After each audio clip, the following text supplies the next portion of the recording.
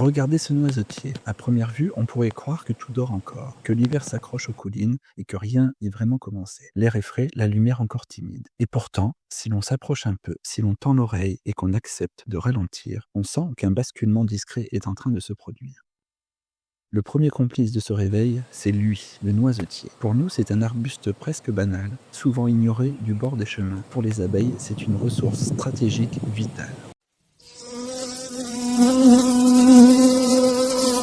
Regardez ses premières sorties plus franches, plus décidées. Pendant l'hiver, la colonie s'est resserrée, a vécu au ralenti, économisant ses forces et ses réserves. Mais dès que la température dépasse 10 à 12 degrés, les butineuses reprennent l'air. Ce seuil thermique, c'est un peu comme la clé qui rouvre la porte de la saison. À l'entrée de la ruche, l'activité s'organise. Les abeilles rentrent les unes après les autres, chargées de petites pelotes colorées, accrochées à leurs pattes arrière. Ces pelotes, c'est du pollen compacté. Jaune pâle, jaune sucre, presque parfois orangé, selon les plantes visitées. Le noisetier ne produit pas de nectar. Il n'attire pas par le sucre, mais par une richesse plus essentielle encore. Un pollen particulièrement abondant et disponible très tôt dans l'année. Ce pollen est la première grande source de protéines du printemps. Il contient en moyenne entre 20 et 25% de protéines, ainsi que des acides aminés indispensables au développement des larves. Sans cet apport protéique, la reine ne pourrait pas relancer une ponte importante. Le noisetier agit donc comme un signal biologique. Les ressources sont là, la croissance peut recommencer. Chaque abeille qui franchit l'entrée avec ses pelotes participe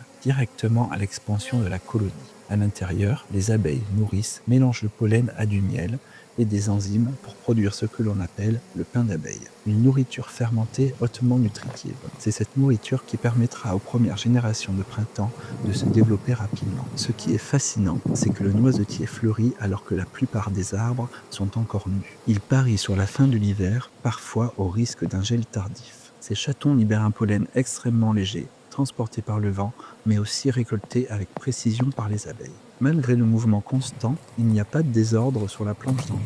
On pourrait croire à de l'agitation, mais c'est une organisation fine, presque invisible. Certaines partent explorer, d'autres rentrent, d'autres encore ventilent l'entrée. C'est l'intelligence collective à l'état pur, sans chef apparent, mais avec une coordination remarquable. Ce pollen, si fin, qu'il s'échappe en nuages au moindre souffle, porte déjà toute la promesse des semaines à venir. Derrière chaque grain se dessine une larve, puis une ouvrière, puis une nouvelle butineuse. C'est une chaîne invisible qui commence ici, dans ces chatons discrets suspendus à la lumière.